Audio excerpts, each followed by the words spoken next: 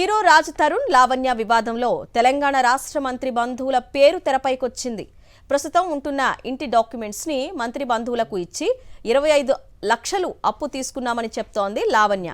గడువులోపు అప్పు చెల్లించకపోతే ఇంటిని స్వాధీనం చేసుకుంటామన్న కండిషన్ ఉందని, అగ్రిమెంట్ ప్రకారం ఆ ఇంటిని మంత్రి బంధువులే స్వాధీనం చేసుకుంటారని, ఇకపై తాను ప్రైవేట్ లైఫ్ ని లీడ్ చేస్తానని స్పష్టం చేసింది లావణ్య.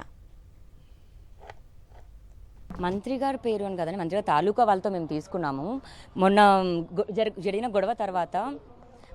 గొడవ తర్వాత వాళ్ళు మాకు ఫోన్ చేసి అడగడం జరిగింది, పైసలు ఇచ్చేయమని అడిగారు. ఎందుకంటే ఇష్యూస్ అవుతుందని తెలిసినప్పటికీ నేను పర్సనల్గా రిక్వెస్ట్ చేసుకుంటూ కొంచెం గడువు కావాలని రిక్వెస్ట్ చేస్తూ వచ్చాను. వాళ్ళు గడువు ఇప్పుడు ఇవ్వట్లేదు. ఫస్ట్ ఏమో 5 lakhs అలా తీసుకున్నప్పుడు నోటి మాటగానే ఇచ్చారండి. మేము 2019లో ఒకసారి 5 lakhs తీసుకున్నాము, అలా అవసరం ఉన్నప్పుడు. 21 ఆ టైం అప్పుడు 25 lakhs తీసుకున్నాము ఒకేసారి. ఎప్పుడైతే 25 lakhs ఎంతో తీసుకున్నప్పుడు ఇంటి డాక్యుమెంట్స్ పెట్టి తీసుకున్నాము. దాంట్లో అఫిడవిట్లో కండిషన్స్ ఉన్నాయి, ఇచ్చిన గడువు టైం కల్లా ఇవ్వకపోతే తీసుకుంటామని. ఆ గడువు 1 year ఇచ్చారు, తీసుకొని 2 years అవుతుంది. బట్ 1 year ని ప్రొలాంగ్ చేసుకుంటూ వచ్చాను.